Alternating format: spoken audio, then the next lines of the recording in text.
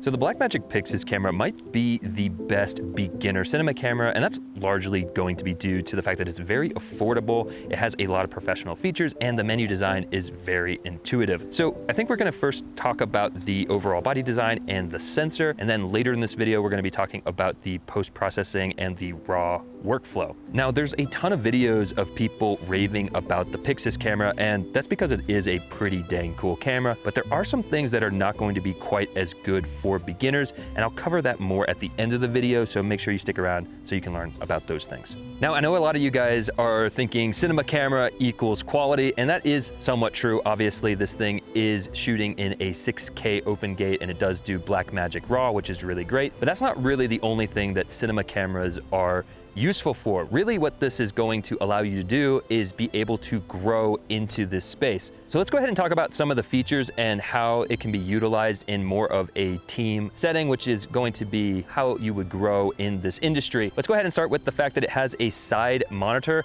A lot of people are really confused about that. A lot of people thought maybe it should be on the back or it should be on the top for when you're operating. But really the reason why this is here is going to be if you have an AC. So I can be monitoring what I'm doing on an external monitor, which is how you would rig out this camera. But if a setting needs to be changed and I'm in an easy rig and all rigged up and I can't really mess with too many things, your AC can walk over, see the screen, and adjust all the settings that they need to change. It just makes the workflow a lot easier. Additional things that make a cinema camera more useful is that you're going to be using more industry standard things. This doesn't have an HDMI. That actually might have been a funny choice. I think an HDMI is still useful, but we are using SDIs, which are much more robust and much more reliable than HDMIs, so a lot of us love that a lot. Now, because you're recording in Blackmagic RAW, which is going to eat up a little bit more file size than just shooting in 10-bit. You do record to dual CF Express B cards, or you can also record out to an SSD. Obviously, this is a great workflow for what it is. However, I do wish that we would be able to record to a regular SD card. Maybe you could do it in a higher compression, but it is what it is. Now, one of the reasons why Blackmagic has become quite the beginner entry-level cinema camera is going to be its very intuitive menu design. There's something that's just very visually easy to understand when you're navigating through the menus. And additionally, it's giving you a lot of professional level things like false color and proper waveforms, which is fantastic. The other thing about this camera is that it's going to allow you to do much simpler rigs if you want to, but it gives you plenty of opportunity, as you can see here, to rig it out into much more complex rigs. So we have the Focus Pro grip with a Blazar Remus lens. The ability to grow into your camera is such a useful thing that I feel like a lot of people don't always talk about. And honestly, the biggest reason why this is going to be the best budget cinema camera is going to be its price point. Obviously, when you compare this thing to even like an FX3, which is a great camera, but it's $3,500 compared to this being $3,000, and I feel like this camera is much better to grow into if you're looking to get into the proper cinema space. I'm really only highlighting a few things about the PYXIS in terms of its actual physical design, but if there's anything else you guys want me to cover in the future, definitely let me know in the comments. I actually have 2 PYXISes, so I'd love to make more PYXIS content for you guys. In fact, I do have an Instagram reel where I do a brief comparison to the S5 IIX, if you wanna go check that out on my Instagram. Now, the thing about these Blackmagic cameras like the PYXIS is that it does shoot in raw video, and that can be a little bit daunting as a beginner. So I thought I'd go ahead and show you guys how it plays in an older computer. I have an M1 Max, so this computer is probably 4 or so years old. And then I'm also gonna show you the general workflow for how I color grade Blackmagic RAW footage, just so that hopefully it takes some of the mysticism out of raw video for you guys. Also, this video is made possible thanks to Logitech, and they've sent me out quite the suite of stuff. They actually sent all this out to me months ago, and I've been absolutely loving using it. And I'll be using each individual thing throughout the video so I can kind of explain what they do. But just real quick, one of the first things I want to point out is this keyboard. One of the cool things about it is you have 3 buttons right here, and each one of these is able to be paired to a different computer or device. So in my case, I actually have a PC as well as a Mac setup. So all I have to do is make sure that the correct key is toggled, and now it works for my Mac or my PC. So that alone is honestly a fantastic thing about this keyboard. But let's go ahead and get into Davinci Resolve. So in here, I have a few different clips from the shoot I was helping Cam with. We were shooting with that Blackmagic PYXIS. And as you can see, without any color grades, of course, I'm gonna hit play, and even my old computer is hitting about 23 frames per second pretty solidly. In fact, it's not dropping any frames. So if you're worried about an older computer being able to handle these Blackmagic RAW files, as long as you're using DaVinci Resolve, I don't think you're really gonna have too much of an issue because it's quite optimized. So as we add a color grade and things like that, it is going to bog down the system a little bit. So I'm gonna go ahead and show you first how I personally color grade this footage, and then also how that's going to affect the performance of an older-ish computer. So we're gonna select the color pad here. I went ahead and made some nodes here, but currently right now, they're not really doing anything. Now, when you are shooting in raw footage, you do unlock this down here. This is the camera raw settings. First thing we're going to do is switch it from decode using project to decode using clip. That's just going to let us adjust the different parameters of this raw clip. And from here, we can do things like mess with our ISO. So we can actually, in the raw footage, bring it up as if we had shot in 400 ISO versus 200 ISO, which I'm going to do right here. There are other things that we can mess with, but first, before we do any of that, I like to apply a color space transform to my footage so that we can get it into a Rec 709 workspace. So have your first node selected, and what we're gonna do here is type in color and choose color space transform and just drag that over top. And you can basically just copy what I'm doing. It's going to make it a lot simpler for you guys, but I'm going to switch my input color space to Blackmagic Design Wide Gamut Gen 4 and 5. And then I'm gonna select my input gamma, and I'm going to select film Gen 5. And then next I'm going to do my output color space as DaVinci Wide Gamma or Gamut, and then I'm going to select DaVinci Intermediate. And then I'm gonna go over to my last node. I'm gonna apply one more color space transform, and then I'm going to select those first two, Wide Gamut and Intermediate, and then I'm going to set this to Rec 709. And then for the output gamma, the last one, if you're using a Mac computer, set this to Rec 709A. And if you're using a PC, you can just set it to Rec 709. I'm using a Mac, so I'm gonna do Rec 709A. So I like to have my second node be the general exposure. So right in here, we can go in and change things like our lift. And I'm actually gonna use this dial pad to adjust things like that. And once I'm generally happy with my contrast and exposure, I'm actually gonna go into the HDR and adjust the light just a little bit. Then I go over one more. I apply any sort of color that I wanna do. And what's cool is I can go into the raw settings and actually change my white balance if I want to. So if I want it to be warmer than we shot it or colder than we shot it, I can actually change that in the raw settings. Other things we can change in the raw settings, which is pretty cool, is the midpoint.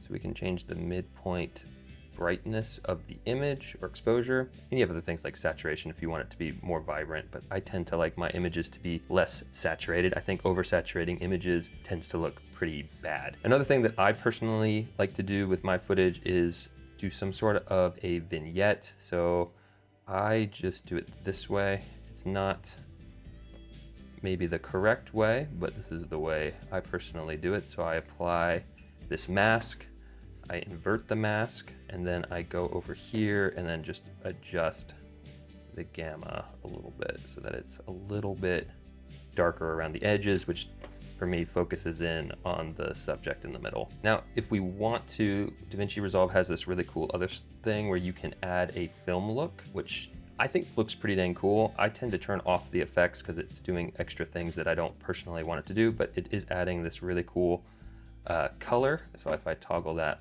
off and on, you can see what it's doing. It's doing actually quite a lot. Now, I did actually go in and program this dial pad to work within DaVinci Resolve, and some of the cool things that I have it set up to do. One, you can navigate through the timeline just by rolling this main wheel, but one of the more underrated things is actually being able to use this other wheel to zoom in and out on your stuff, because sometimes if it's zoomed out a little bit too far, you actually can't see what the clips are. So you can zoom in a little bit and get a little preview of what you're actually working with, which is actually pretty dang useful. Another thing I have this set up to do is if I want to undo something, I have undo right there and then redo at the top left, which is great. Now for me, when I'm generally happy with a color grade that I've done, as long as the lighting is more or less the same, which I think it is, I do tend to just copy and paste it all over. So if I go ahead and enable these, so now we have a color grade applied to 4 individual clips, and even on this older computer, and it being Blackmagic raw footage, you can see that it's playing pretty good. It is stuttering every now and again, but once again, this is an M1 Max.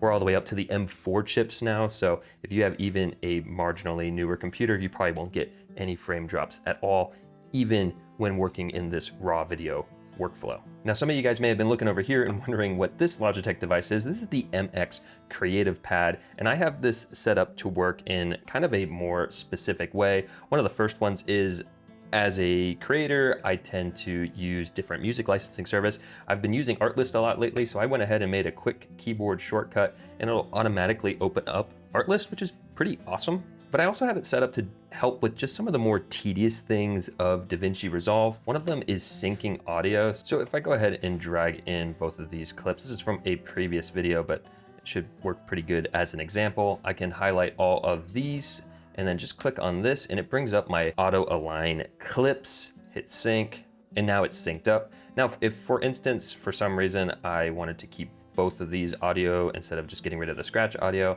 currently they're unlinked, so if I move this, it doesn't move all together, which is a bit annoying. So what I can do is highlight both and click on this, and now all these clips are linked up. This isn't saving a ton of time, but when you're editing, every second counts. And what's great about this whole suite of Logitech products is that it can be highly customized for whatever software you're using to make it work for how you work. For example, if I want to change the creative keypad from opening up my YouTube video to opening up Spotify, I can do that with just a few clicks.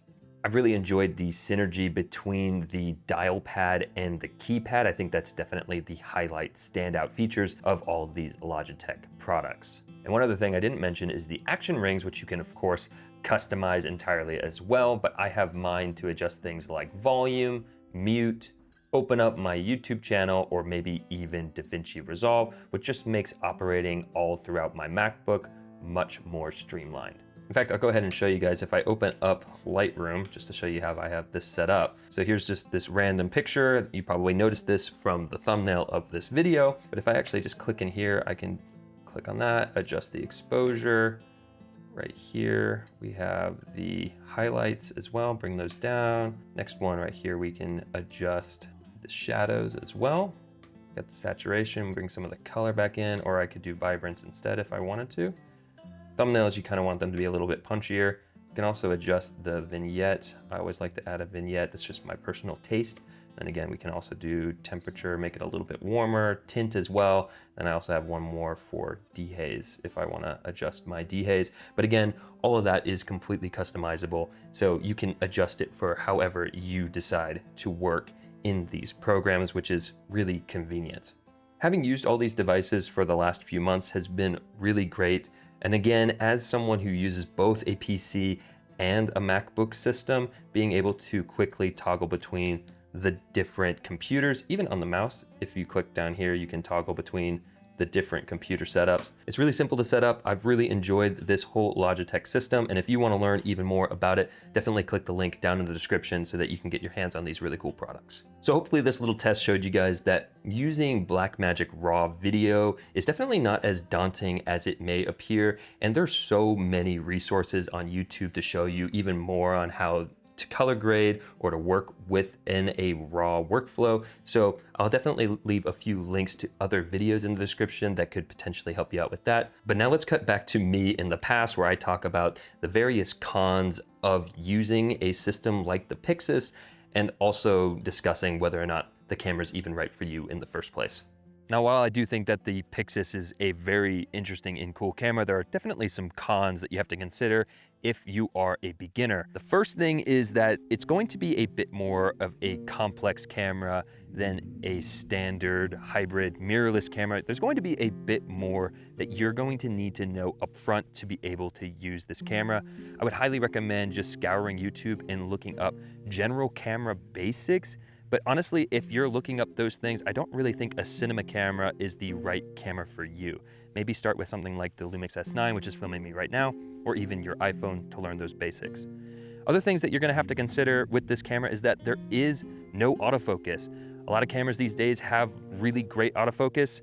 This is not one of them. So you're going to either have to pull focus yourself manually right here on lens, or you can invest in something like the DJI Focus Pro Grip, which is going to give you LiDAR autofocus. And honestly, this thing is pretty great. I have a video on it. If you want to learn more about that, you can click the video right there. Maybe it's over there.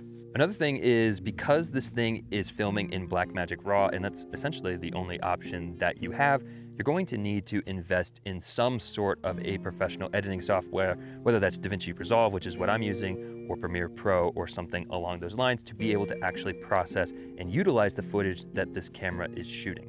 So at the end of the day, I can't really decide for you guys if this is the best camera to start with. I do think though that if you already know your camera basics and you're looking to step up into something that can grow with you as a proper camera setup, I think that this is a really good option. That being said, if you really want to, you could do something like this and get yourself an S5 IIX, which is going to have a lot more of those automatic features like autofocus, for example, and then you can just adapt better lenses to it. This is another option, but you're going to be missing out on the Blackmagic RAW footage that this thing is providing. So it's really gonna be up to you as to which camera works better for what you're doing.